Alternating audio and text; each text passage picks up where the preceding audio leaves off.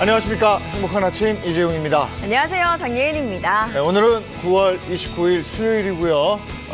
오늘 연예가 소식 준비되어 있는데 그 전에 뉴스부터 몇 가지 살펴보겠습니다. 네, 첫 번째 소식부터 전해드리겠습니다. 시중은행이 부동산 담보대출을 조이고 있는 가운데 KB국민은행은 오는 29일부터 이 잔금대출 한도를 축소할 예정입니다. 잔금대출의 담보 기준을 분양가나 KB시세, 감정가액 중 가장 낮은 금액으로 바꾸기로 한 건데요. 이렇게 되면 시세보다 낮은 분양가가 기준이 돼 대출 가능한 금액이 크게 낮아집니다. 이에 일부 청약자는 대출 한도가 줄어들면서 자금 조달 계획에 차질이 생긴다며 어려움을 호소하고 있습니다. 네, 소비 신작을 위한 상생 소비 지원금 카드 캐시백이 다음 달부터 시행이 됩니다. 10월과 11월에 2분기 월 평균 카드 사용액보다 더 많이 쓰면 2달 동안 최대 20만 원을 돌려받을 수 있습니다. 코로나19 확산 상황을 감안해서 배달의민족과 요기요 등 대형 배달앱 결제액이 인정이 되고 스타벅스 같은 대기업 프랜차이즈 직영점 사용분도 가능합니다. 반면에 대형마트와 백화점, 온라인몰 사용액은 인정되지 않습니다. 쿠팡은 대형 종합 온라인몰로 분류돼서 제외되지만 중소 온라인 쇼핑몰인 마켓컬리는 인정이 된다고 합니다.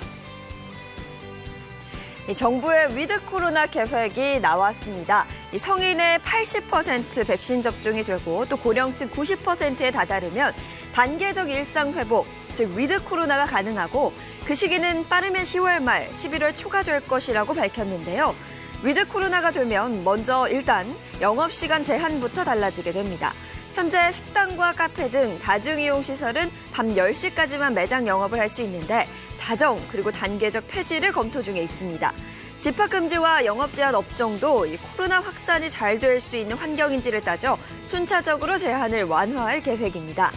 또 접종 완료자들이 증명서를 제시하면 식당과 주점, 공연장과 같은 다중이용시설 이용 때 시간이나 인원 제한 같은 규제를 받지 않는 이른바 백신 패스도 검토한다는 계획인데요. 정부는 국무총리를 중심으로 코로나19 일상회복위원회를 꾸리고 다음 달 중 2차례 공청회를 열겠다고 밝혔습니다. 방역당국이 다음 달 18일부터 임신부에 대한 코로나19 백신 접종을 시작하기로 했습니다. 국내에서 코로나19에 감염된 임신부 731명 가운데 위중증 환자는 15명으로 임신하지 않은 가임기 여성보다 위중증률이 약 6배 높았던 만큼 임신부와 산모들의 불안이 커질 수밖에 없는 상황인데요. 질병청은 임신부들이 자율적으로 접종 여부를 결정할 것을 권고하고 있으며 기저질환이 있거나 임신 초기인 경우에는 산모와 태아의 상태를 진찰받은 후에 백신을 접종할 것을 권고하고 있습니다. 이번에는 코로나19 현황 살펴보겠습니다. 28일 0시 기준 국내 발생 신규 확진자는 2,289명으로 누적 확진자 수는 30만 5,800여 명으로 늘어났습니다. 이어서 코로나19 백신 접종 현황 살펴보면 28일 0시 기준 전국 1차 접종자는 3,851만 1,200여 명으로 집계됐고 2차까지 접종을 마친 누적 접종 완료자는 총 2,395만 1,600여 명으로 집계됐습니다. 네, 이어서 오늘 날씨 소식 전해드리겠습니다. 오늘은 서해상에서 다가오는 저기압의 영향으로 전국 대부분 지역 가을비가 예정돼 있습니다. 가을비가 내리겠는데요. 중부지방과 전북은 오늘 밤부터 내일 새벽 사이, 전남권과 경상권, 제주도는 내일 오전에 비가 그칠 것으로 보입니다. 자세한 비 예상 보겠습니다. 경기 북부와 강원도, 충남 남부와 충북 남부, 남부지방과 제주도, 울릉도 독도에는 20에서 70mm, 수도권 남부와 강원 영동 중남부, 충청 북부와 서해 5도에는 5에서 40mm가량의 비가 올 것으로 보입니다. 이어서 오늘 기온 보시면요. 오늘 아침 최저 기온 17도에서 23도, 한낮 최고 기온은 22도에서 28도까지 오르겠습니다. 당분간 내륙 지역을 중심으로 낮과 밤의 온도차 10도 이상 크게 벌어지니까요. 건강관리 각별히 신경 써주시기 바랍니다. 9월 29일 수요일 행복한 아침 지금 시작합니다.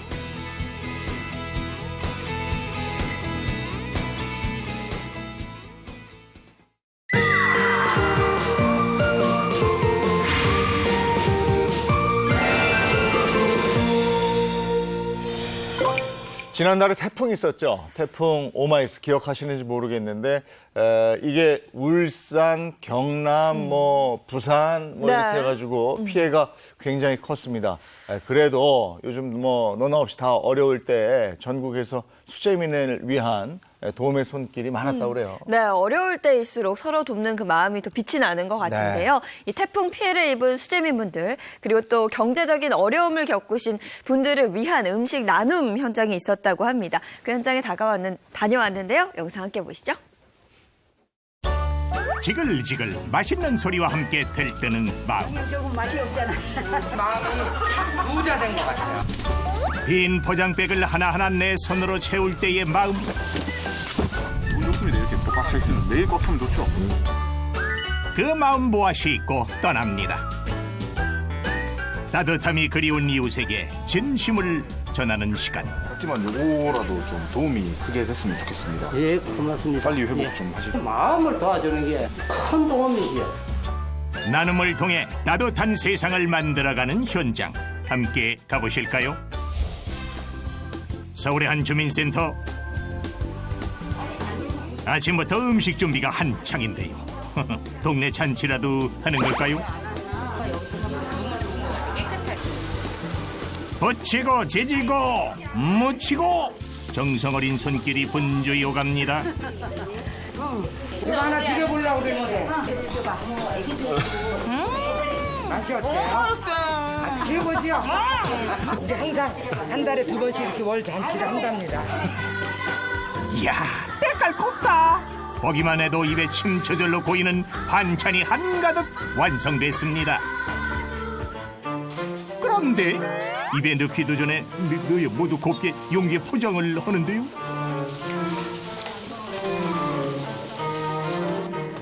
응? 그러더니 어디론가 옮깁니다. 반찬의 목적지는 다름 아닌 주민센터 1층에 위치한 냉장고. 필요하신 분들 가져가시라고 넣어 놓는 거예요. 저희가 이제 반찬 하는 날은 어르신들이 오셔가지고 가져가세요. 경제적으로 어려운 주민들에게 직접 만든 반찬을 나누는 건데요. 냉장고 옆 공간에는 주민들이 자발적으로 기부하고 어려운 이웃이 언제든지 이용할 수 있는 동네 곳간까지 운영 중이라 하네요.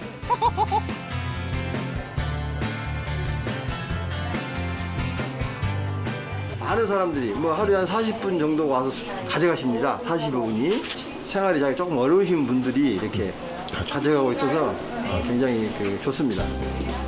소식을 듣고 주민들이 하나 둘씩 들러 반찬과 함께 마음까지 담아갑니다. 카레하고 하나 더 가셔야지. 낼 수만 있으면 갖다 냈으면 좋겠는데 받아가는 입장이라서 좀 미안해. 어렵고 힘들 때 먹고 싶은 거 이렇게 해놓고 필요한 물건 해주시고 너무나도 고마워요. 잘 먹겠습니다. 네. 그 사람들이 좀 나누고 베푸는 그런 문화가 좀 정착됐으면 하는 바람입니다.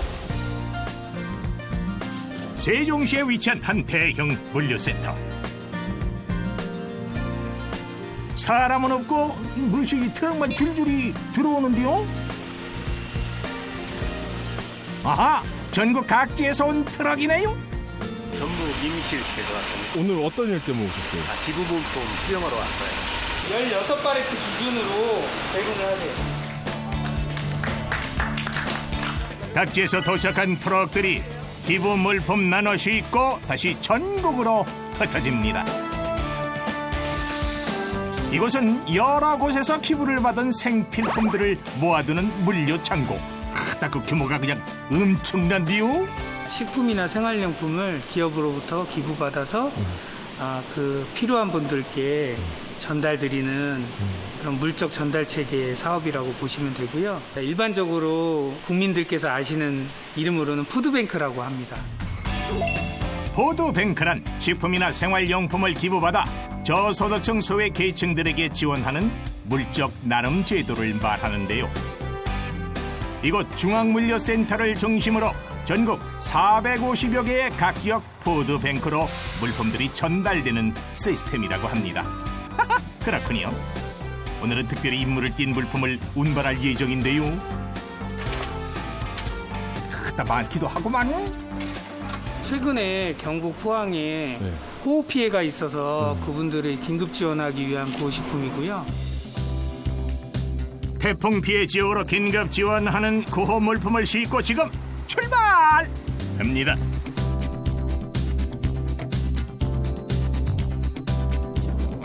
안동의 포드뱅크 물류센터. 이곳으로 옮겨진 오늘의 구호 물품을 하나씩 패키지 작업하는 일이 남아 있습니다. 긴급 지원 물품들은 대부분 즉석식품으로 구성되어 있었는데요. 일반적일 때는 이제 반찬이나 끓여 먹는 즉석 국이라든가 이런 것들이 주로 나가는데 지금은 이제 그런 여건이 안 되는 분들도 좀 계시기 때문에 이렇게 긴급하게 먹을 수 있는 컵라면 이런 것들로 지금 나가고 있습니다. 지원받은 분들의 여건에 따라서 지원 물품 역시 달라진다고 하네요. 포장 작업 끝! 떠날 준비를 마쳤습니다. 총 400개 싣습니다. 400명한테 가는 거예요? 네, 400명이 400인분이죠. 트럭 한가득 든든히 채워 출발! 트럭이 달리고 달려 도착한 것은 포항시 죽장면의 한 마을. 지난달 태풍으로 큰 피해를 봤던 곳입니다. 여기 표시가 있잖아. 표시 있어요. 태풍이 지나간 흔적이 곳곳에 남아 있었는데요. 요 마당에 있으면 여기고, 우리 방에서도 여기고, 방에도 여기 들어가는. 집안 전체에 물이 들어찰 만큼 피해가 심각했다는군요. 이렇게 다 없어. 여기 물이 이만큼 찼으니까 이만큼 차가지고 큰 방인데도 지금 계속 복구 중이시죠? 이제 내가 아파서 아무것도 못 하겠어. 아직 복구 작업이 다 끝나지 않은 상태였습니다. 이 정도까지 물이 차올랐다 그러면 이 마을 전체가 그냥 아예 다 잠겼다는 건데 지난달 태풍 오마이스가 강타했던 마을. 태풍이 지나간 뒤 마을 도로와 논밭 곳곳이 파손됐고 집안까지 토사로 가득 차 그 피해는 이루 말할 수 없을 정도였다는데요. 불과 몇 시간 쏟아부은 비는 주민들이 수년 동안 구슬땀으로 일궈온 과수원까지 한순간에 폐허로 만들어버렸습니다.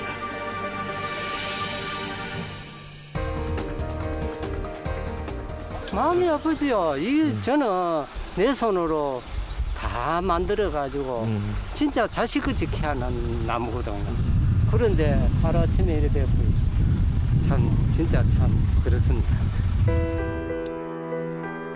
뿌리를 드러내고 말라버린 사과나무처럼 한없이 황량하기만 했을 주민들의 마음. 그들에게 필요한 건 따뜻한 관심과 위로였을 텐데요. 하지만 요거라도 좀 도움이 크게 됐으면 좋겠습니다. 바로 드실 수 있는 거예요, 즉석에서. 냉장고에 안 넣어도 되고. 마음이지 뭐. 마음으로서 도움을 받아야. 마음을 도와주는 게 저희는 큰 도움이지요. 이런 이머전시 푸드팩을 전달해드림으로써 이제 주민분들께서 좋아하시는 모습을 보니까 그래도 마음은 좀 한결 놓입니다. 주민들의 상처 입은 일상에 조금이나마 위로가 되길 바라는 마음을 건넵니다. 어려운 상황에 처한 이웃들을 위해 나눔에 앞장서는 사람들. 이들의 따뜻한 마음을 응원합니다.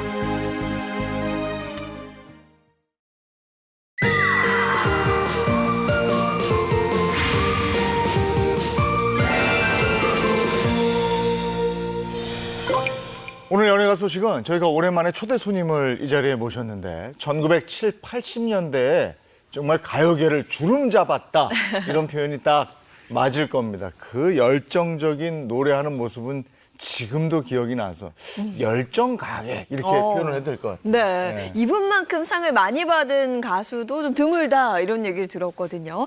특히 그 M본부 10대 가수상을 무려 무려 10회나 연속으로 받았다고 합니다. 10회인데 제가 알기로는 9회거든요. 그래요? 근데 이게 왜 10회인지 본인한테 직접 한번 물어보고 그러면 되겠고 네. 그것보다도 중요한 건 거의 뭐 한 10년 이상을 그렇게 사랑받았다. 네. 그 정도로 가창력과 가수로서의 능력을 인정받았다. 이거 아니겠어요? 네, 그렇습니다. 그러면 본격적으로 스튜디오에 모셔보기 이전에 노래로 한번 이분을 청해 보도록 하겠습니다. 어서 오세요.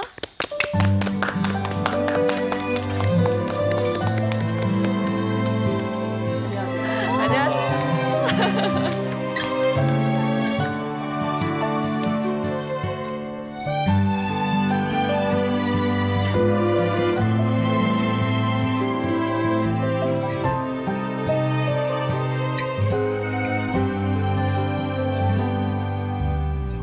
날 위해 울지 말아요. Never cry. 날 위해 슬퍼 말아요. 그렇게 바라보지 말아요. 의미를 잃어버린 그 표정. 날 사랑하지 말아요. Never mind. 너무 늦은 얘기잖아요. 애타게 기다리지 말아요. 사랑은 끝났습니다. 그게 왜 나를 그냥 떠나가게 했나요? 이렇게 다시 후회하지 않았다면 아픈 시련 속에 당황하지 않았을 텐데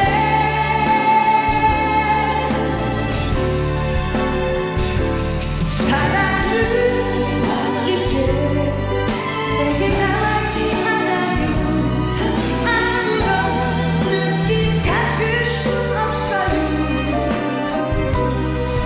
미소를 띄우며 나를 보낸 그 모습처럼.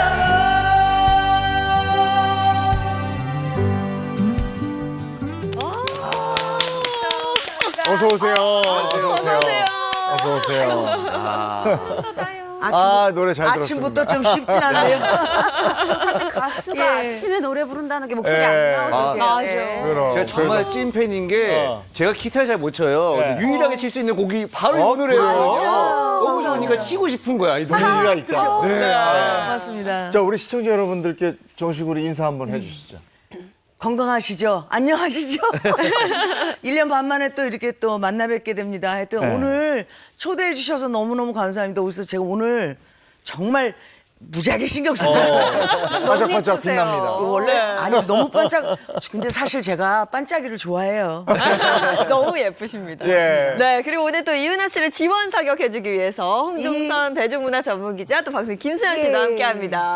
어서 오세요. 반갑습니다. 예. 먼저 근황부터 어떻게 지내셨습니까? 이은하 씨. 저요? 예. 아, 잘 지내고 있습니다. 오늘 사실 이은하 뭐, 씨가 주인공이에요. 맞아요. 그냥 뭐 그냥 열심히 네. 뭐 그냥 열심히 살고 있었어요. 열심히. 사실 요즘들 바깥을 출입을 네. 못 하시니까 네. 많이 힘들잖아요. 네. 이게 나름대로 또 오히려 그 약간의 그 뭐라 그러지 좀 한가한 거를 오히려 엔조이하는 것도 나쁘진 않은 그래요? 것 같아요. 그래서 사실 왜 예전에는 정신없이 정말 차를 타고 지나가도 왜 경치 볼 새 없이 그냥 메마르게 살다가 오히려 하늘 한번 쳐다보게 되고 뭐 가로수길도 걷고 그러니까 네. 좋아요. 그러니까는 왜 요즘에 예. 한강 고수부지 같은데 좋은데 많잖아요. 아, 좋죠. 그래서 예. 저는 네. 그냥 즐기려고 생각을 네. 하고 그냥 그러고 있었습니다. 그러니까 여기서 부산까지 고속도로 타고 쫙 가면 네. 빨리는 가는데 옆에 볼 게 없잖아요. 맞아요. 근데 볼 국도로 새가 가면 없고. 네. 늦게는 가지만 옆에 또 볼 것도 있고 쉴거리도 있고 이러니까. 네네. 그걸 또- 예전에는 네. 정말 그런 왜 뭐라 그러지? 그러니까 그런 거를 못 즐겼던 것 그렇지, 같아요. 가수 되고 쭉 고속도로였으니까. 네, 그래서 오히려 하늘 한번 하늘이 푸르구나, 네. 높아졌네 이런 거를 네. 느낄 수 있는 게 더 좋은 것 같아요. 네. 근데 그 홍종선 기자랑 네. 또 특별한 친분이 있으시다고 들었거든요. 아, 네, 맞아요. 사실 제가 이제 예전에 어떤 뉴스 프로그램에서 이은하 선생님 이제 얘기를 했는데 먼저 연락을 주신 거예요. 어떻게 이렇게 내 속에 들어갔다 나온 것처럼 얘기를 잘해줬냐, 고맙다. 근데 제가 더 감사하죠. 사실 네. 기자 뭐 기사 쓰고 내가 방송에서 말했는데 그거에 대해서 팬들이 댓글 하나 달아주셔도 감사한데 아티스트가 직접 연락을 주시니까 네. 제가 너무 감동받았고 이제 그 뒤로 좀 언니 동생처럼 지내고 있는데 사실 제가 오늘 이걸 들고 나왔는데 오늘 아침에도 제가 이거 날씨 쌀쌀해졌잖아요. 이렇게 웜어로 목을 하고 왔어요. 네, 웜어로 하고 왔고 근데 이게 또 그것만이 아니에요. 여기 머리에다 하면 제가 오늘 예쁘게 해주신 머리 망칠까봐 좀 그렇긴 하지만 써보면 이렇게 해서 내검어도 되지만 이렇게 이제 여기다 하면은 귀마개도 돼요. 그리고 세수할 때는 또 이렇게 올리면 그래요? 헤어밴드. 돼요. 네. 아니 사실 이제 다용도네. 아니 네. 우리 모두들 왜 목을 좀 쓰는 사람들이기 때문에 네. 목을 보호하는 의미에서 이렇게 만들어 드렸는데 많이 늘어났어요, 그치? 제가 보냈었어 정말. 직접 만들어서. 아니 근데 이게 그냥 제가 여기 이제 사서 주신 게 보면은 아니라, 여기다가 네. 핸드메이드, 그러니까 제가 이은하라고 써있네. 그렇죠. 파는 건 아니기 때문에 네. 그냥 그래도 생색은 내야 돼서. 이게 손으로 뜨개질을 해서 이런 손재주가 다 네, 있었어요. 뜨개질을 해서 이렇게 해서 주신 꼼지락꼼지락 거예요. 요즘에 할 일 없으니까. 아유, 그래도. 근데 예. 두 분이 그 친분 관계가 두터워서 그런지 앞서 노래 부르실 때 네. 우리 홍종선 기자가 눈을 감고 저렇게 감상하면서 노래를 들으시더라고요. 아니, 그러니까 정말 물론 뭐 기자니까 네. 자기의 뭐 본분을 다하는 거는 알지만 아니 저랑 인터뷰도 안 했어요, 정말. 근데 저희 이제 물론 이제 제 친동생이 이제 대표이기도 하고 이제 매니저기도 하니까는 두 분이 얘기를 나눈 게 그냥 제 속에 들어갔다 나온 것 같아서 어머머 저 여자 정말 어머머 이랬어요. 너무 깜짝 놀라가지고 그래가지고 한 만납시다. 그리고 네. 제가 먼저 진짜 프로포즈 했죠. 네, 근데 오늘 저도 사실 노래를 이렇게 육성으로 들어본 게 처음이에요. 그동안 늘 음원으로 듣고. 그쵸. 그전에는 내 음반으로 듣고 이랬는데 어쩜 이렇게 똑같으신가. 네. 그리고 사실 제가 작년에 내신 그 음원을 들었을 때도 깜짝 놀랐어요. 저는 예전 거 그냥 뭐 디지털 복원했나 했는데 새로 부르신 거예요. 네. 정말 매일매일 단련하고 훈련하시니까 이게 뭐 50년째 노래를 하셔도 목소리가 여전히 탄탄하고 음역대도 그대로 날아가고 있었는데. 날아가고 미소를 있어요. 띄우며 막. 나를 보낸 아우, 그 모습처럼. 네. 이 노래는 참 분위기가. 네. 그래서 그동안 이은하 씨가 불렀던 노래하고는 좀 분위기 다르다 이랬거든요, 그때. 이게 86년도에 네. 나온 곡이거든요. 그러면 지금으로부터 35년 전 곡인데 아마 제일 먼저 했던 게 조성모 씨가 스타트를 해서 네. 리메이크를. 네. 그래서 그 JK 김동욱 또 그다음에 뭐 여러 여자 가수들 많은 중에 맨 마지막에 저한테 이제 제가 작사를 했기 때문에 허락을 구하러 이제 연락이 와요. 그래서 네. 브라운 아이드 걸스가 마지막에 부른 걸로 제가 알아요. 최근에. 네. 그래서 후배들이 그만큼 많이 불러주는 거는 저한테는 너무너무 감사하는 일이고 그렇잖아요. 그러니까 사실 35년 전 곡이면은 예전 곡이라서 뭐 후배들이 싫어할 수도 있겠지만 이 노래는 되게 좋아하나 봐요. 그래서 네, 많이 네. 부른다고.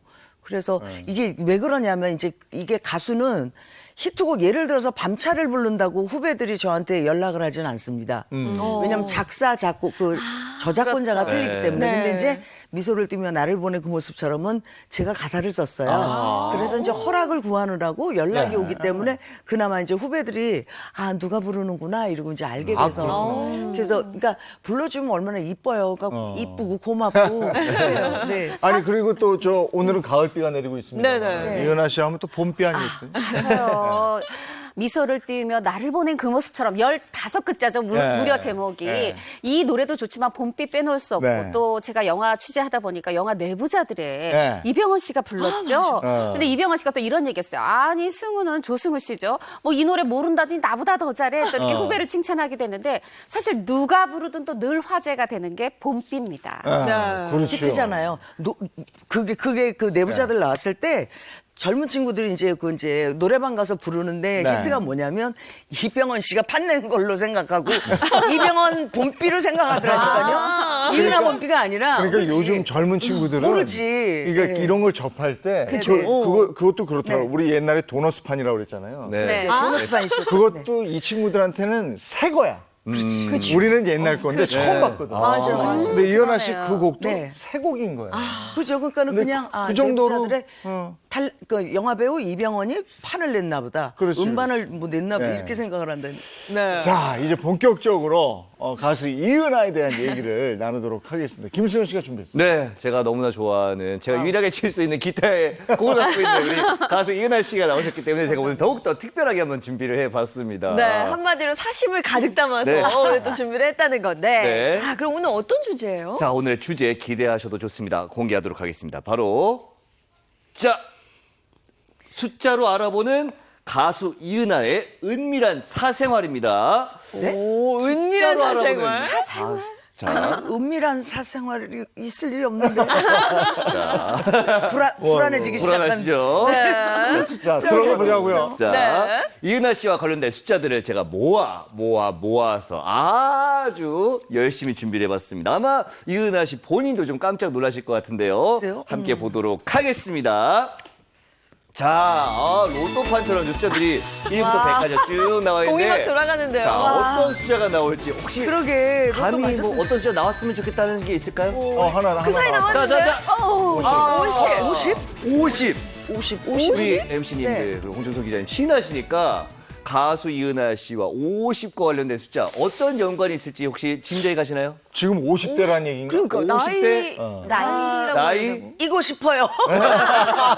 이고 싶어요. 이고 싶어요. 자, 이고 싶어요, 우리 이은하 씨의 네. 첫 번째 숫자 50인데요. 50이 네. 자, 과연 어떤 네. 관련이 있을지 자, 공개하도록 하겠습니다.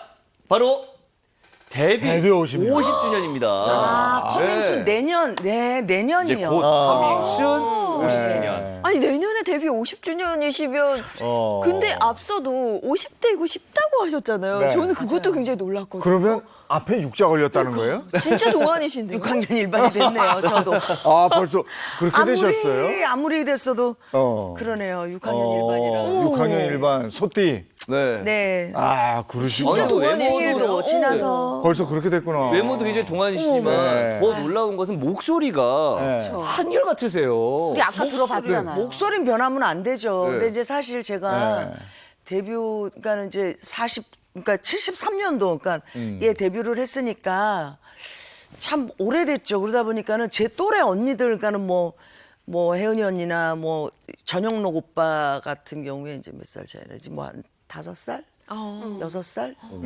뭐 그다음에 이제 고채헌 선배님 네. 오빠나 고동립, 이제 돌아가셨잖아요. 네.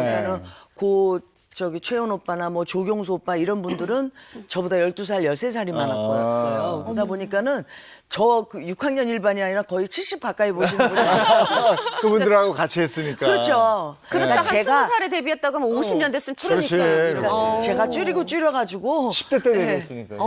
네. 아니 줄인들 뭐 이제 6학년인데 뭘 줄이겠어요. 근데 이제 그렇게 생각하시는 분들이 많더라고요. 근데 목소리 관리 비법이 가수들은 따로 있나요? 저는 허스키라 뭐 그런 건 없는데요.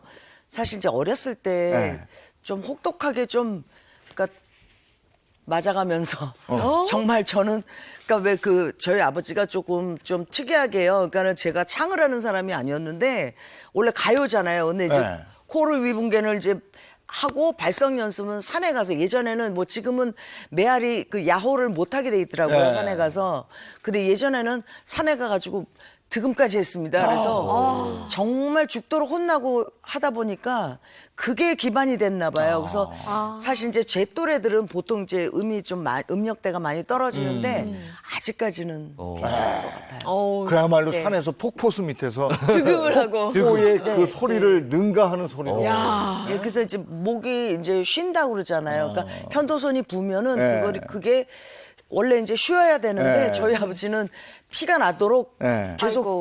계속 시켰어요. 그러니까 네. 정말 죽도록 시켜가지고. 네. 근데 그때 어렸을 때 왜 배워놓은 게 기초가 튼튼하니까 그냥 좋은 것도 있고 나쁜 것도 있고 저희 아버지는. 저는 나쁜 건 없는 것 같아요. 좋은 것만 있는 것 같은 게 사실 독보적인 허스키잖아요. 네. 정말 왜냐하면 또 다른 허스키 분들은 좀 약간 걸쭉해요. 근데 이은하 선생님은 허스키인데 미성이에요. 목소리가 정말 예쁘시잖아요. 그러다 보니까 또 이 허스키로 다양한 장르의 노래를 다 소화를 하세요. 아마 그래요. 네. 보면 1978년에 겨울장미 나왔잖아요. 네. 요거 발라드인데 그 같은 앨범에 있었던 밤차는 디스코죠.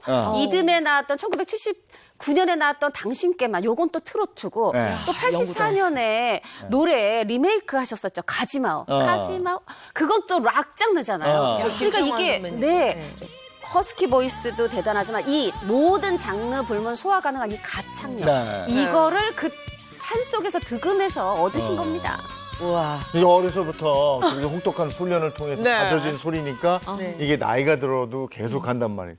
지금 밤차 얘기 잠깐 해주셨는데 그거 너무 기억나거든요. 밤차 알아요? 저는 아버지 사실 어머니를 통해서 이렇게 멀리. 차에서 듣고 그렇게 들었어요. 기적이 우네. 멀리 기적이 우네. 그러죠. 근데 소리가 좀 제가 좀 큽니다. 좀. 아니 근데 밤차를 어떻게 부르시게 된 거예요? 그게 제가 이제 13살에 처음 나와서는 히트가 잘 안 됐어요. 그러고는 76년도 16살 때 아직도 그대는 내 사랑이 먼저 히트를 한 거예요.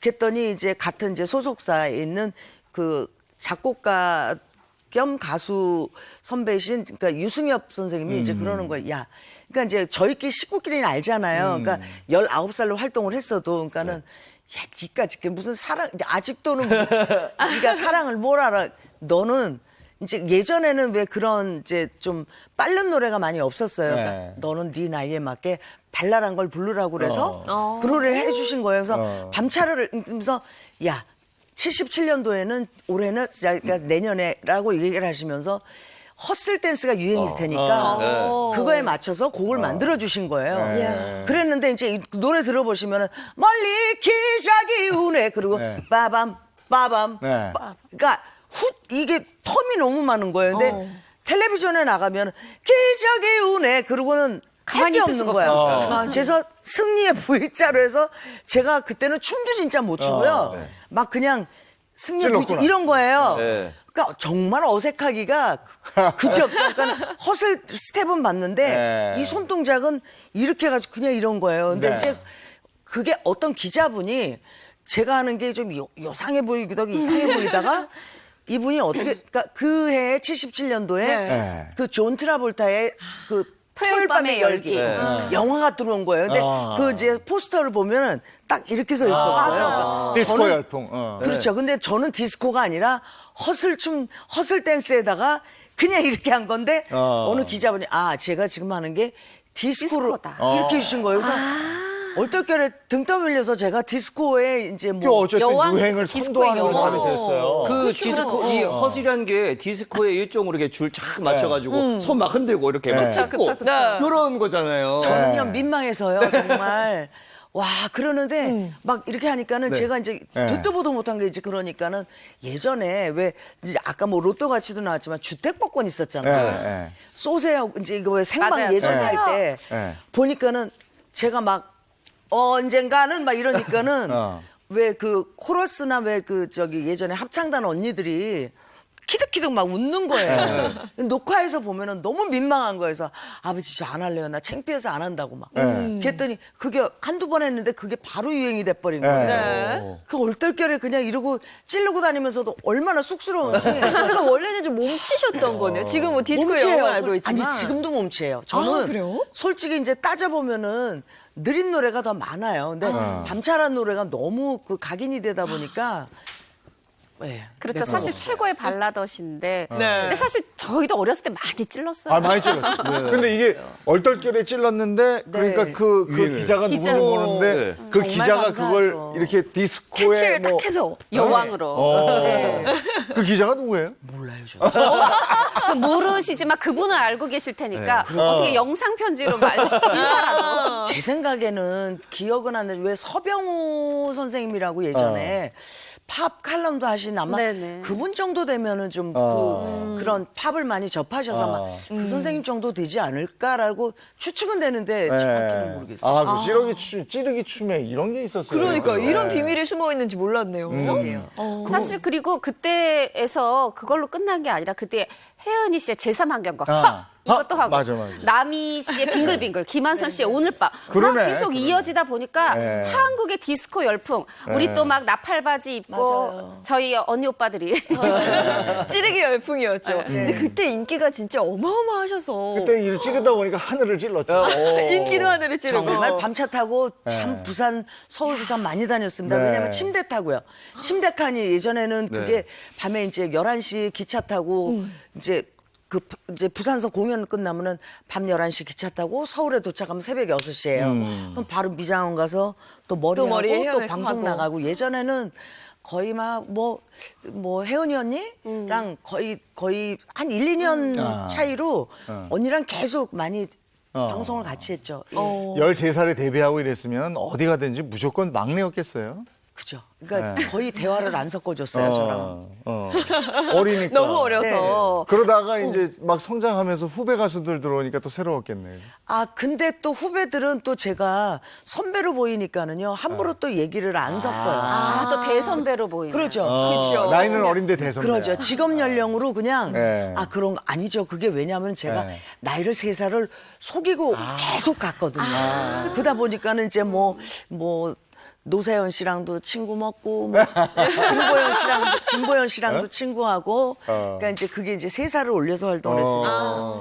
그 이제 58년, 네. 57년 이런 분들하고 네. 거의 친구, 왜냐면 친구로. 워낙 제가 일찍 나왔으니까. 그러니까 어떤 경우에는 저랑 이제 58인데도 제가 하도 선배니까 언니 그러다가 이렇게 외국 나가다 여권 네, 보다가 여권 보니까. 어머, 나랑 그래서 그래요.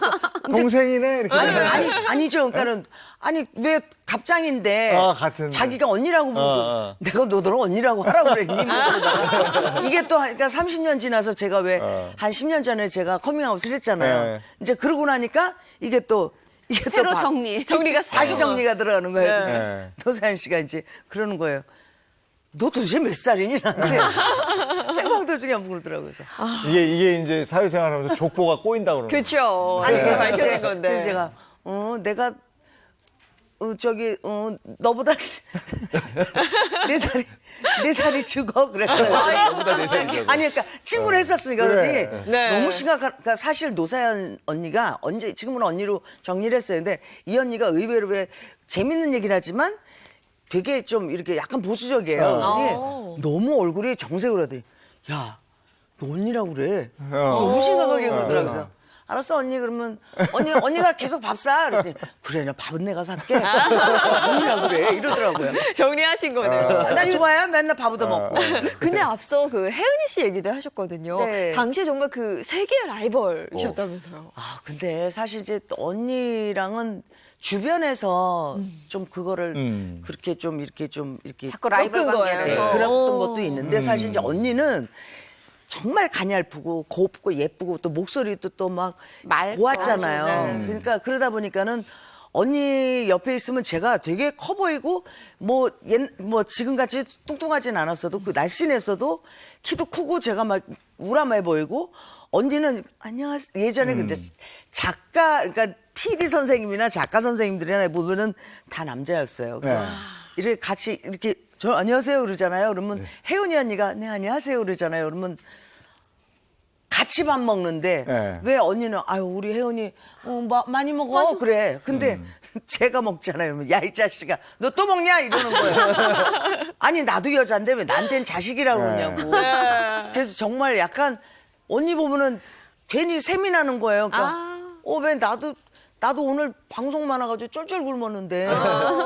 그래도 억울해하지 마세요. 1982년도에 네. 설문조사를 했어요. 서울, 광주, 부산 3개 지역에서 10세에서 59세 대표 1,600명을 뽑아서 설문조사를 했는데 인기도 조사죠. 우리 예전에는 앙케이트라고 하는 거 엄청 많이 했잖아요. 근데 그때 당시에 남궁옥 씨가 사랑 누가 말했나로 워낙 인기 끌 때라 일인데 그 이에 2, 3, 4 이렇게 보면 이나심이 2위고 당대 뭐 최고의 가수 이미자 씨 또 이 말씀하신 혜은아 씨는 그 뒷순이었다. 진짜? 네, 그러니까 뭐 샘내지 않으셔도 됩니다. 지금은 관계가 어떠세요? 지금? 그게 세월이 지나고 나니까 네. 사실 그 주변에서 그렇게 만들어 놓다 보니까는 언니가 또 워낙 말이 없는 편이고 지금은 서로 좋게 잘 지내요. 아니 합동 서로 공연도 전에 하지 않았었어요? 그 공연도 어색한 거죠. 그러니까는 그냥 뭐 앞뒤로 그 매니저분들이 이렇게 막아놔요. 말도 못하게 분장실도 왜 따로 쓰게 만들고 약간 그런 게 있어요. 그러다 보니까 괜히 어색해지고 그러는 거죠. 그러니까 얘기하고 싶어도 왜 매니저들이 이렇게 기회가 저기 없어서. 있잖아 막 그러면서 서로들 왜 이렇게 말려놓는 네. 그런 경우였었는데 지금은 이제 세월이 많이 지났고 편해지니까 이제 저는 언니 뭐 그 요즘 들어서는 가끔 이제 서로 통화도 하고 그래요. 예. 아까 참 방송도 뭐 같이 저 하고. 노래 작사 얘기하셨잖아요. 네. 노래만 하는 게 아니고 작사를 몇 개 하셨나 봐요? 그 뭐 아리송해 뭐 이런 것도 그죠. 작사. 아리송해도 네. 어떻게 하다 보니까 했습니다. 그래서 그 아리송해는 그냥 재밌는 가사로 네. 해서 사실 이제 그게 그 노래를 이제 가사를 이제 재밌는 걸로 해서 썼는데 네. 그 해가 79년도였어요. 네. 근데 예전에는 MBC 그 사실 봄비 얘기하셨잖아요. 봄비가 MBC 드라마 주제가였거든요. 아니 그걸 신곡으로 내놨더니 네. TBC 뭐 KBS 안 틀어주는 거예요. 거기 가서 해 M본부에 가서. 드라마 주제곡이니까. 어머 그래가지고는요 이 노래는 PR하려고 생각도 안 하다가 느닷없이 아리송이 어떻게 아니 앨범을 만들었는데 부를 곡이 없는 거예요. 그래서 얼결에 이 곡을 했다. 그랬는데 79년도에 11.6 사태가 있었잖아요. 네. 그래가지고는 이 노래를 또 데모 가사로 그러니까 세상이 아리송이 아리송이 이렇게 부른 거야. 이게 또 그렇게 갔구나. 그래가지고는 네. 저기 이제 저쪽 왜 남산 쪽에서 이제 작곡가가 불려간 거예요. 아. 저는 가수는 안 부르고 작곡을 한 이제 그 이승대 씨를 불러서 이거 니네 의도적으로 쓴 거 아니냐. 근데 이제 그 예전에는 심의남바가 있어요. 예. 음반을 만들기 전에 예. 가사 심의를 보거든요. 예. 그게 이제 79년도 초에 예. 저희가 11.6 사태가 날 줄을 알았나? 그러니까는 이거는 1월 달에 받은 겁니다. 그래서 잘 뭐 이해시키고 나왔다고 얘기를 해주더라고요, 나중에. 이 노래 참 좋거든요. 아리송해. 네. 아리송해. 네. 얼결에 불렀는데 네. 뭐 상도 받았어. 하여튼. 이 노래가 지금은 우리가 맛만 좀 나왔죠? 네. 우리 녹음해 놓은 게 나온 거죠? 그쵸. 근데 여기 기왕이 나오셨으니까 아리송해 한번 들어요. 이 자리에서 한번 직접 좀 소개 들을 수 가능하시겠어요? 있을까요? 뭐 하면 하는 건데 같이 해주셔야 돼요. 예. 자, 박수로 청합니다. 아, 예. 아이 깜짝이야. 어떻게 하나? I would do like this. Let me introduce my FL. Funk it to the music. Funk it to the music. Now funk it to the groove. Give it down.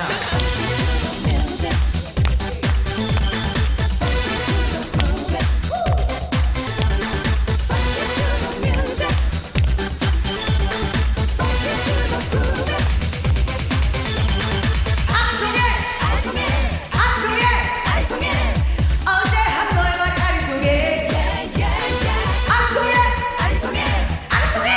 아리송해 어제 한 번만 아리송해 사랑하기 때문에 미워한다는 저분이 없는 말을 아리송해 사랑하기 때문에 돌아선다는 앞이 틀린 그 말이 아리송해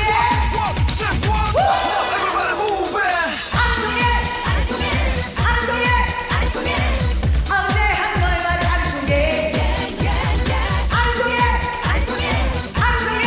아리송해 어제 한 번만 아리송해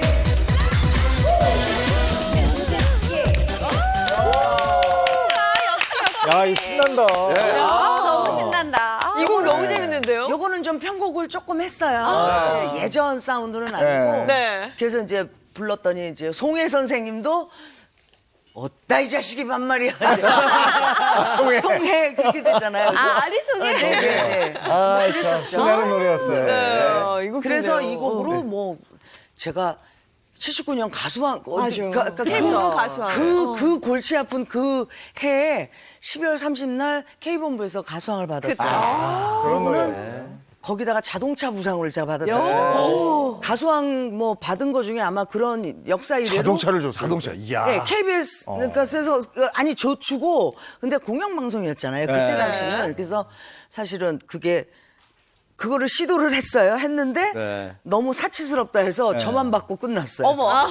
그 이듬해부터는 없었다는. 그죠? 저는 전에 제가 처음이자 하던 마지막. 라디오 프로그램에서 네. 경운기를 선물로 와. 자, 다음 숫자 갈까요? 첫 번째 숫자 이제 50이 나왔고요. 다음 숫자 또 어떤 숫자가 나올지 한번 지켜보도록 하겠습니다. 자, 혹시 어떤 숫자가 나왔으면 좋겠는지 생각하시는 행운의 숫자, 세븐. 세븐이 나올지 지켜보도록 하겠습니다. 바로 나옵니다, 이제. 자, 10입니다. 자, 10과 관련된 은밀한 사생활 어떤 게 있을지 우리 MC님들. 아, 이거 아까 그 기자님. 가수왕하고 관계 있는 거. 가수왕. 자, 바로 공개할까요? 네. MBC 10대 가요제 10대 가수상 10년 연속 수상입니다. 10회도 아니고 10년 근데 연속. 10년 연속. 근데 10년 연속인데 어디서 근데 9년이라고 안 했어요? 저는 9번인 줄 알았어요. 근데 보니까 76년도부터 받았더라고요. 저는 77년도부터 85년도까지 받은 줄 알았어요. 근데 그러니까 76년도에 아직도 그대는 내 사랑부터 받았어요. 그러니까 10관왕은 한 거예요. 보니까는. 야, 근데 10년을 그래서 대단한 거죠. 그런데 제가 이제 저 M본부는 이제 한이 맺히는 게 제가 M본부에서는 가수왕을 못했어요. 그러니까 K본부, T본부 다 했었는데 M은 안 주더라고요. 10관왕만 했고. 네. 그럼 그때 수상 경력 한번 볼까요? 제가 어마어마해서 한번 준비를 살짝 해봤는데요. 한번 보도록 하겠습니다. 1976 MBC 10대 가수 가요제 10대 가수상 수상, 1977년 MBC 10대 가수 가요제 10대 가수상 수상, 1978년 TBC 방송 가요제상 여자 가수상, MBC 10대 가수 가요제 10대 가수상 수상, 1979년 KBS 최고 가수 왕상, TBC 방송 가요제상 여자 가수상, MBC 10대 가수 가요제 10대 가수상 수상, 1980년 10대 그 뒤로는 아직 더 남았어. 그때는 너무 이제 많아가지고 쭉 우리가 자막으로 흘림 해. 자막으로 쭉 내보내는데 저 정도로 상을 뭐 어마어마한 거죠. 쓸어 담았네요, 그냥. 쓸어 담았어. 저 상장 뭐 트로피 이런 거 다 있어요, 지금? 아니요, 저 이사 다니느라고 없어요.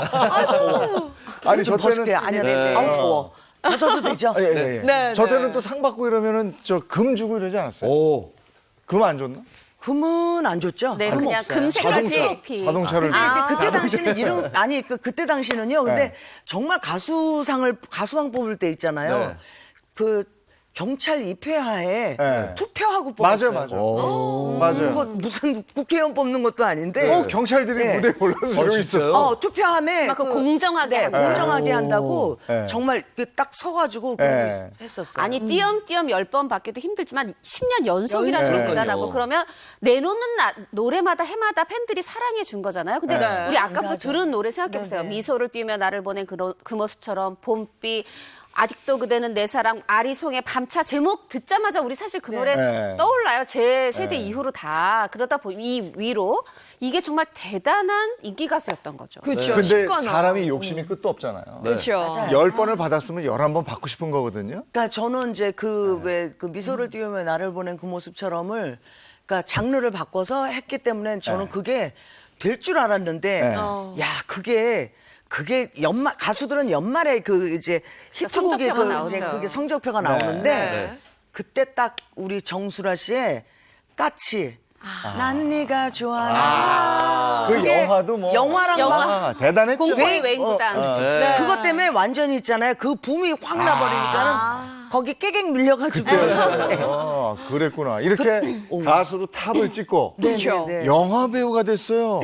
영화에도 나오셨잖아요. 저요? 네. 아유, 쑥스러워라. 그거는 가수들이 그때 당시에는 그게 했었어요. 그런데 82년도 했는데 그때 당시 또 뭐가 유행이었었냐면 왜 에마 부인이 뜨면서 제목들이 좀 요사모사하게 좀 제목 많이 나오네요. 나왔어요. 날마다 허물 벗는 꽃뱀? 어머, 쓰셨어. 제목이 날마다 허물 벗는 꽃뱀이.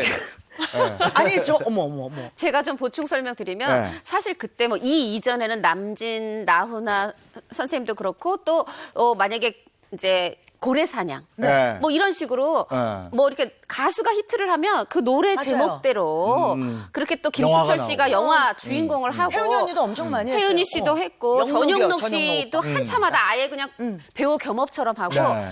어떻게 보면 영화에 나왔어? 아 인기의 증표예요 이게. 그랬던 시대가 맞아요. 있었죠. 그래가지고 저희 아버지한테 이제 벗는 거는 예술입니다. 이거는 외설이 아니라고 저희 아버지를 설득하신 거예요. 그래서 제가 뒷모습으로 올두두로 촬영은 일단 했었어요. 그러니까 저희 아버지가 승낙을 하신 거예요. 그러니까 왜냐하면 그때 당시에 이제 사실은 처음에 네. 이대근 선생님이 네. 저희 집에 와서 그 필름을 가져와서 그 영화 있어 왜 안소니 퀸 나오는 길이라는 길. 영화 네. 그거를 보여주면서 젠섬이나. 네 젤솜이나 그러니까는 그런 역할이다. 그러니까는 남자한테 헌신하는 그런 거. 그러니까는 이거는 네. 벗는 거는 그거는 그 예술로 봐야지 그렇게 보시면 안 된다고 저희 아버지를 설득해서. 그 완관부를 설득을 해서 그러더니 제목도 여사무사 하더니 날마다 허물 벗는 꽃 기암이 나왔죠. 이게 하니까 재밌었어요, 영화는? 근데 사실 이제 그러고는 하는데 이제 그때요. 그러니까 그 뭐죠? 동시녹음이 아니었어요. 후시였어요. 후시 녹음. 예, 그치, 호시 그때 녹음이어가지고 저는 이제 제 목소리가 특이하니까 그 주인공 보통 보면 왜 다 고은정 더빙하죠. 선생님 아니 그 고운 목소리 성우 안녕하세요, 선생님. 뭐 이런 거. 네, 뭐 그러지 않으세요 이러잖아요. 근데 아니 내 얼굴에 그 목소리 아닐 것 같아서 제가 직접 하느라고 좀 애를 먹었어요. 근데 이제 재밌는 게 뭐냐면은 그 짜장면 집에서 이제 러브씬 같이 왜 짜장면 먹다 이제 뭐 눈이 맞아서 약간 러브씬을 하는데 왜 이렇게 찍는데요. 그러니까는 막 음향은 안 나오잖아. 그러니까는 발장면을 찍는 거야. 그러니까 자 다리 벌리고. 다리 오므리고 한쪽 올린다 이쪽에서 내린다. 아니요. 그러니까 아니 왜 책상 밑에 보여주니까 카메라로 여기를 찍으면 그러니까 이제 그렇게 말씀을 해주시는 거예요. 그러면 다리만 찍으니까 올리고 뭐 한쪽 올리고 내리고 막 이러고 찍었던 기억이 있어요. 야, 근데 진짜 옛날 가수로서 얘기예요. 정점을 찍고 또 배우까지 네. 정말 그렇게 그냥 승승장구를 하셨을 거라고 생각을 드는데 또 인생의 그쵸, 위기 그랬죠. 또 찾아왔다면서요. 이게 있어. 그죠. 굴곡에 있는 거예요. 몇 차례 롤러코스터. 위기가 또 있었다고요. 네, 그랬죠. 그 얘기가 이제 1979년 KBS와 통폐합 결정이 났던 언론사 통폐합하고. 네. 그때 얘기를 좀 들어볼까요? 그때 그러니까 79년도에 이제 그렇게 돼서 제가 가수원까지는 했잖아요. 네. 그리고는 이제 그 80년 초 정도 돼서 통폐합이 아마 그때인가? 네, 그쵸. 하여튼 했는데 80년, 네. 근데 이제 그 녹화를 했어요. 네. 그러니까 이제 그 이제 TBC 마지막 안녕으로 이제 했잖아요. 근데 제가 거기 그때 혜은이 언니랑 돌아가신 또 박경애 언니 고개사의 첫사랑 네. 네네. 셋이서 저희가 셋이 노래를 한 곡씩 부르는 건데 앞에 방청석에 막 강부자 선생님, 뭐 장미희 씨, 막 이런 분들이 막 그 이제 티본부가 그쵸. 없어지니까 그쵸, 막 고별쇼에. 우시는 거예요. 그러니까는 아니 내가 안방에서 보던 탤런트들이 막 울고 있으니까 거기다 제가 아직도 그대는 사람을 또 부르니까 또 그러고 제가 또 울었어요 같이. 근데 이제 사실 이제 두 분이 이제 울음을 꾹꾹 참고 두 분은 못 울었는데 네. 그러니까 눈물을 머금고 하신 거죠. 거고 저는 질질 흘리고 한 거예요. 그래서 이제 그리고 녹화를 하고는 그때 워낙 잘 나갈 때니까 그 이제 오프닝 이제 통폐합 해가지고 이제 이제 또 들어가 갔더니 문에서 예전에 그 유 국장님 하여튼 계세요. 근데 그분이 저를 딱 보더니 너 그렇게 상황 파악이 안 되냐 저한테 그러시더라고요. 왜요? 그랬어요. 그랬더니 너 어제 그 녹화 나온 거 울어가지고 너 일단 가서 대기 기다리라고 하더라고요. 그날 출연 정지. 그러더니 왜냐하면 통폐합이라는 국가 시책에 대해서 뭐 반대해, 불만 있어, 왜 울어? 이렇게 된 거죠. 그래서 이제 아마 그때 당시 제가 알기로는 당시다, 진짜. 강부자 선배님하고 몇 분이 그러니까는 정지당했어요. 아니 그러니까 몇 분이 이제 약간 이제 그러니까 잠정적으로 그러니까 그냥 금지가 아니라 잠정적으로 이 애들은 일단 뭐 당분간 쓰지 말자고 이렇게 그게 사실은 이제 어떻게 보면은요. 그러니까 위에서 하는 것보다 그 방송국 자체에서 그때 알아서 스스로 소위 얘기해서 알아서 기인 거예요. 그러는 와중에 또 아버님 그 사업 어음 잘못해서 또 이제 그러다가 이제 제가 사실은 아까 이제 미소를 띄우면 나를 보낸 그 모습처럼을 제가 왜 뭐 첫사랑이 실패하고 이제 그 노래를 이제 가사를 썼던 이유가 있었고, 그 이제 제가 저희 아버지의 반대가 되게 심했거든요. 근데 이제 아버지가 생각하시기에 그런 거예요. 아, 얘를 이제는 떠나보낼 때가 됐구나 생각을 하시니까, 아, 그러면 얘가 떠나가면 또 다른 뭐 이제 어떤 사업을 하셔야 되겠다고 생각이 드셨나 봐요. 그래서 갑자기 이제 사실 아버지도 음악하던 분이라 그런 걸 하실 줄도 모르는 분이 느닷없이 이제 옆에서 뭐 은하아버지라고 그러니까 회장님 하니까는 예전에는 어음이나 당좌 이런 게 나왔어요. 그게 이제 뭐 은하아버지가 이제 그 이제 어음 이설안에 보면은 맨 위에 제 이름이 다 올라가 있었던 거예요. 그러니까 아이고. 이은하를 먼저 제일 먼저 이설안에 써서 해서 이제 그거를 회장님 그러면서 맨 그 이제 당좌 뭐 이런 걸 사인을 시킨 거예요. 그래서 나중에 보니까 그게 92년도니까 그때 당시 한 7억 정도 되는 돈이 그게 갑자기 92년도에 그러니까 당좌가 다 터지는데 뭐 이거는 뭐 이게 뭐 무조건 이제 가시는 상황이었던 거예요. 그래서 저희 아버지가 사실은 이제 저는 딸이기 때문에 제가 안 갚는다고 그래도 돼. 근데 몰랐어. 근데 사실 그것도 모르고 저희 아버지가 근데 그러시더라고요. 그러니까 아버지 일단 책임을 지고 그러니까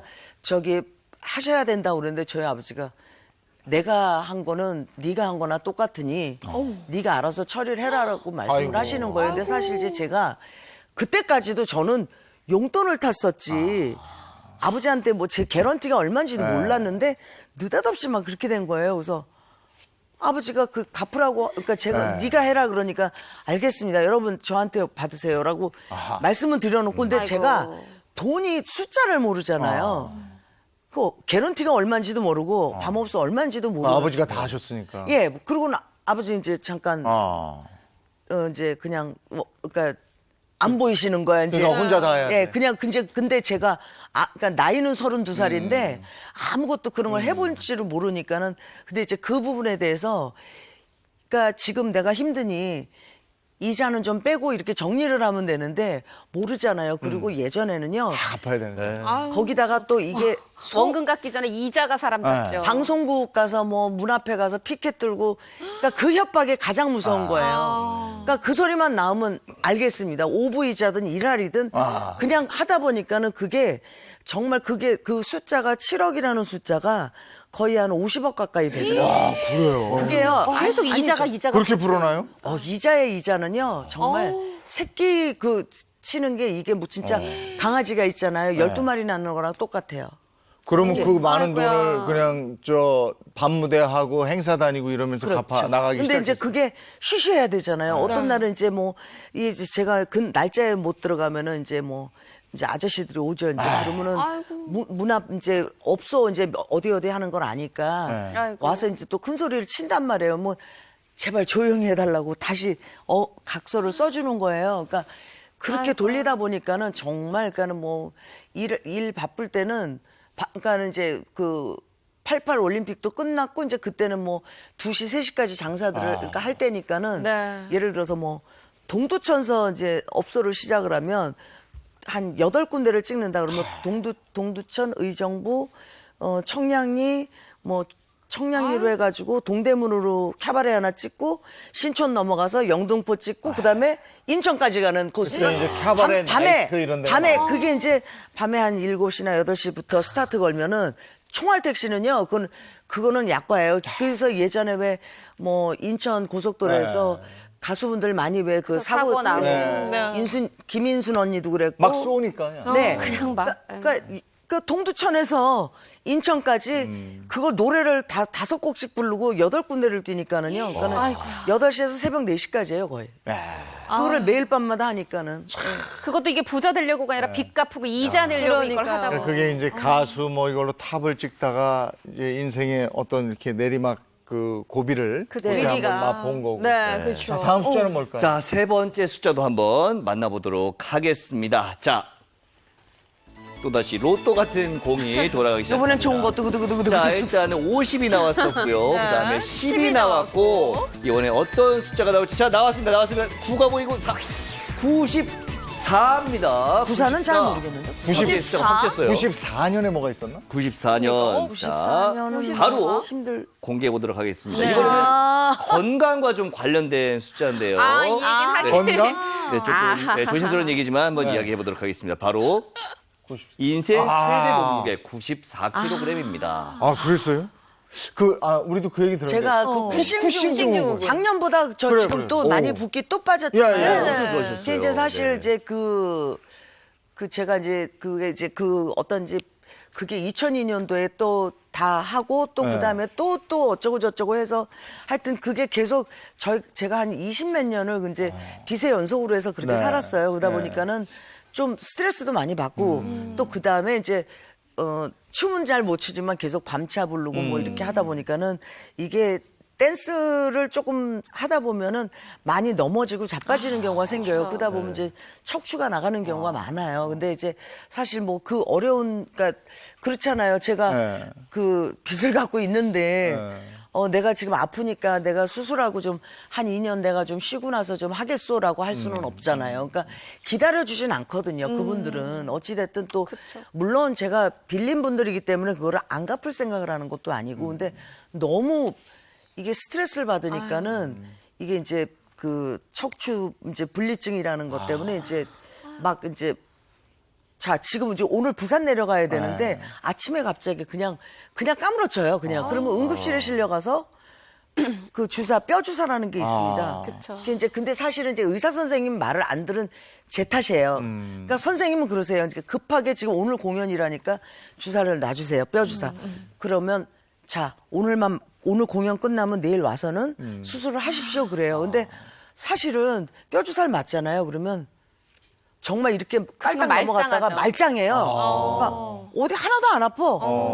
근데 가만히 생각하니까 아니 그냥 뭐 이렇게 주사 맞고 계속 다니면 되지. 괜찮지 않아? 굳이 수술을 왜 하지라고 생각을 한 거예요. 그러니까 이제 한 군데 가면 혼나니까는 응급실도 이제 이 병원 갔다가 이 선생님한테 또 가면 혼나잖아요. 계속 놔주지 않을 테니까. 다른 대학병원으로 가고 막 이런 거예요, 제가. 그러니까 그렇게 하다 보니까 이제 그게 이제 그 쿠싱 증후군이라는 그 병증으로 온 거예요. 그게 그 부작용이 난 거죠. 네. 그래서 정말 순식간에 있잖아요. 한 6개월, 1년간에 30kg 쪄보세요. 애가 자라도 30kg 그렇게, 그러니까 정말 이렇게 자고 나면 붓는데, 그 94kg까지 나갔었어요. 근데 저기서 창피해가지고 난 못 나간다. 나는 그냥 나 이대로 어떻게 그랬더니 어떤 분이 그러시더라고요. 병증은 알리라고 그랬다고. 알려야 알지 어떻게 되냐. 그래서 솔직히 정말 창피를 무릅쓰고 제가 이렇게 상황이 됐습니다라고 알리게 됐던 거죠. 그렇죠. 그 쿠싱 증후군이 신장 위에 있는 한 쌍의 분비 기관인데 여기서 코르티솔이라고 하는 스테로이드 호르몬이 과다하게 나오는 거라 그래요. 근데 그런 병이라고 하는데 이제 선생님이 얘기하셨지만은 돈 벌어야 되고 이자 내야 되니까 밤차 특히 이제 주로 그런 밤업소에서는 밤차를 많이 원하잖아요. 근데 몸치라고 하셨고, 근데 이제 계속 디스코 하다가, 근데 또 신발 저도 봤지만 거의 막 20cm 이렇게 된 하이를 신고 밤차 하다가 넘어지고, 제가 척추 사진도 봤는데 이게 이제 척추 아까 분리증 얘기하셨는데 정확한 명칭이 척추 전방 전이증이라고 제가 척추 사진 보고 깜짝 놀란 게 만약에 척추를 대나무라고 하면 누가 이렇게 비스듬히 자른 다음에 위에 척추가 아래로 쓸려 내려왔어요. 그래서 이렇게 분리가 돼 있어요. 완전히. 그걸 보면서 아니 이효리로 어떻게 춤을 추고 노래하셨지? 정말 깜짝 놀랐던 기억이 있어요. 그러니까 이게 투병하시면서 몸무게도 이렇게 불어난 거고 알기로는 이 투병 사실이 2017년에 밝히신 걸로 알고 있는데 그럼 어느 정도 그 기간, 투병 생활의 기간이 어느 정도 되는 거예요? 한 3년 그렇게 했던 것 같아요. 3년. 그러니까는 아프긴 계속 아파왔는데 그 이제 집중으로 주사를 맞았던 게 그러니까 한 3년 정도 그렇게 한 거죠. 그러니까 이제 그게 그때 당시에 이제 제가 뭐 여러 가지로 이제 그러니까 스트레스를 받다 보니까는 수술할 수는 없고 그러니까 계속 이제 그렇게 연장을 하고 그러니까 통증 그러니까 아프기 전에 약 먹고 이러니까 그렇게 됐죠. 그러고 나서 이제 그러니까 알리게 됐죠. 그래서 그러니까 저는 평생에 그러니까는 큰 수술을 한 번도 해본 적이 없어서 아기를 낳아본 적도 없죠. 결혼을 해본 적도 없으니까는 솔직히 저는 평생에 하루도 쉬어본 그러니까 없는 거예요. 그러니까 내가 하루라도 병원을 입원해서 쉬면 누가 날 부르면 어떡하지? 불안증이 있는 거예요. 늘 그렇게 살아왔었으니까 그러다 보니까 더 그랬던 것 같아요. 그래서 그러면 그래도 그걸 치료해야 되는데 일단은 식이요법, 운동요법 뭐 이런 거 한 거예요? 아니 그 이제 그래서 그 알리고 나니까 네. 다 방송 이제 지인 이제 의사 선생님들이 네. 이제 방법도 알려주시고 네. 결국은 끊어야 되는 거예요. 그 통증약이나 이런 거를. 약, 진통제 같은 것도 다 그렇죠. 끊어야 돼요? 그래서 이 몸에서 그게 다 빠져나가는 데가 사실 한 3년 걸린 거예요. 그게 예, 이게 피가 돌아서 다 이게 그런 하여튼 근데 저희 피부 연고제에도 다 그 스테로이드는 다 들어가 있다고 하더라고요. 조금씩은. 네. 근데 이제 그거를 다 빼내는 게 한 2, 3년 걸렸고. 제가 그걸 옆에서 봤는데 네. 의사 선생님 권고에 따라서 정말 걷기 운동도 네. 열심히 하셨고 저 만났을 때도 채소 도시락을 싸우셔서 채소 아무 소스도 없이 그냥 채소만 드시고 굉장히 식이요법, 운동요법을 열심히 하셨어요. 그러면서 사실 이게 쉬운 일이 아닌데 2, 3년 동안 몸에 쌓이는 스테로이드를 배출해낸다? 사실 정말 그 엄청난 일을 해냈고 셨고 사실 그 결과를 우리가 지금 옆에서 보고 있는 거죠. 우리 생각해보면 선생님 정말 중간에 굉장히 좀 몸이 크셨던 때가 있잖아요. 비정상적으로. 어떻게 얼굴, 배, 등만. 네. 근데 지금 이렇게 슬림해지셨잖아요. 그러니까 노력을 많이 하신 거죠. 그러니까 아픈데 그거를 안 먹는 게 이제 더 문제였거든요. 그러니까 예전에는 아프기 전에 약을 먹고 통증을 근데 그걸 견뎠는데 결국은 그게 자동으로 그게 붙었어요. 그래서 그 이제 대신에 키는 많이 줄었죠. 한 4cm 정도가 줄더라고요. 왜냐하면 이렇게 허리가 무너졌으니까. 네. 그래서 이제 그렇게 되고 조금 낫나 보다 했더니 또 하나가 또 그다음 얘기. 어쨌든 그쵸. 이제 그렇게 해서 쿠싱 증후군은 일단은 극복을 했어요. 극복을 하고 이제 그 다음에 이제 다음 얘기로. 네. 자, 마지막 키워드 한번 그러면 생각해 보도록 하겠습니다. 또 있었어요? 숫자 지금 3가지 숫자를 봤고요. 마지막 숫자 한번 보도록 하겠습니다. 자, 일단은 굉장히 숫자가 확 뛰었어요. 50에서 10에 94까지 마지막 숫자는요. 자, 뭘까요? 19입니다. 19. 네. 바로 공개하도록 하겠습니다. 19금은 아까 이건 꽃뱀으로 지나갔고요. 이거는 바로 알려주시죠. 네, 바로 네. 방사선 치료했어요. 19.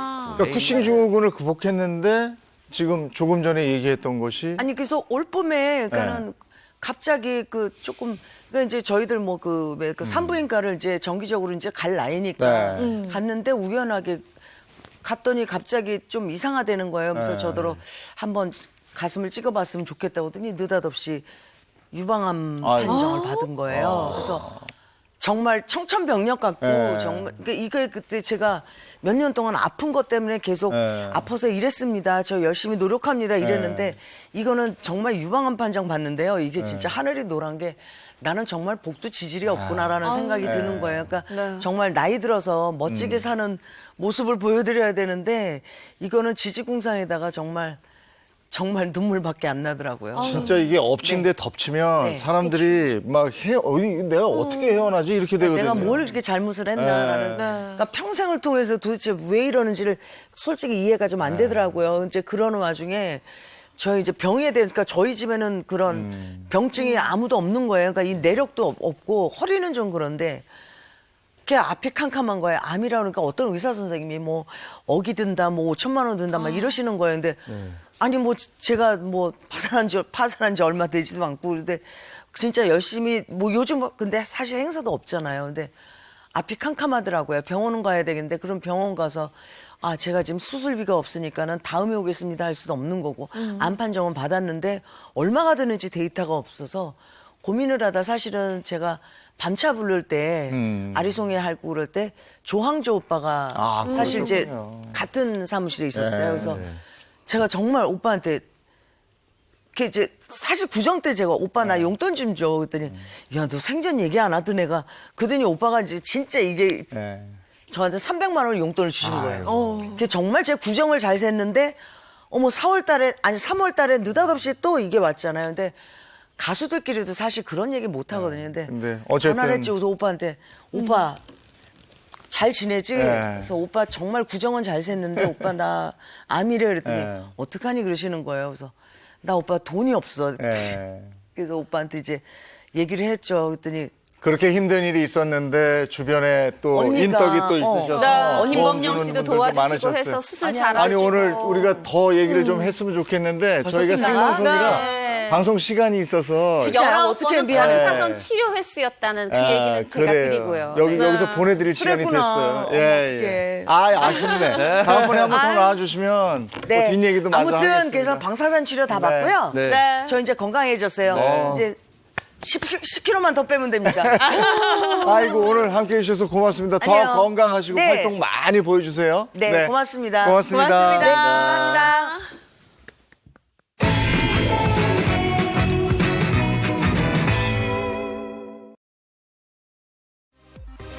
빅데이터, 4차 산업혁명의 대표적인 기술 중 하나죠. 이 다양한 데이터의 분석과 활용이 시대를 거듭할수록 중요해지고 있는데요. 데이터 활용 경진대회에서 각양각색의 사회적 의미를 도출한 학생들이 있다고 해서 만나봤습니다. 함께 보시죠. 서울시 지도가 자치구별로 붉게 물들어 있습니다. 그중에서도 유독 짙게 나타난 강남구 일대. 사교육이 어떻게 변해왔고 앞으로는 어떻게 변할 것인지 예측을 해보는 시간을 가지도록 하겠습니다. 서울시 학교 수와 학원 관련 데이터를 분석해 사교육 과열 현상을 분석한 겁니다. 지난 24일 상명대학교에서 열린 데이터 콘서트 경진대회. 이번 경진대회는 빅데이터를 활용해 새로운 통찰력을 사회에 공유하기 위해 개최됐습니다. 다양한 전공의 상명대 재학생 21팀이 지원했습니다. 80여일간 전문가와 교수의 멘토링을 거친 후 실생활과 밀접한 분야를 분석한 4개 팀이 최종 선발됐습니다. 저도 최근에 에어팟 프로를 중고로 구매를 했거든요. 거래하기에 안전한 플랫폼인지 그걸 데이터를 통해서 확인할 수 있었고 스마트폰 앱 개발도 계획하고 있습니다. 분석한 데이터를 토대로 어플리케이션이나 이렇게 서비스를 만들어서 공공에도 도움이 되는 그런 일을 한번 했으면. 전문가들은 흩어진 데이터를 분석해 사회적 의미를 찾아내는 빅데이터 기술의 중요성이 갈수록 커질 거라고 말합니다. 많은 사람들이 데이터를 분석하고 의미를 찾아낼 수 있는 능력을 갖게 된다면 새로운 가치를 만들어낼 수 있을 거라고 생각을 합니다. 상명대는 내년엔 경진대회 참여 대상을 초등학생까지 넓힐 계획입니다. 채널A 김승희입니다. 오늘은 가을비가 하루 종일 올 것 같죠? 네, 그렇습니다. 오늘은 어제는 중부지방 중심이었는데 오늘은 전국적으로 온다고 하니까요. 외출하실 때 우산 하나 챙겨 나가시기 바랍니다. 좋은 하루 보내시고요. 저희는 내일 아침 7시 30분에 돌아올게요. 행복한 아침, 행복한 하루 되십시오. 고맙습니다. 고맙습니다.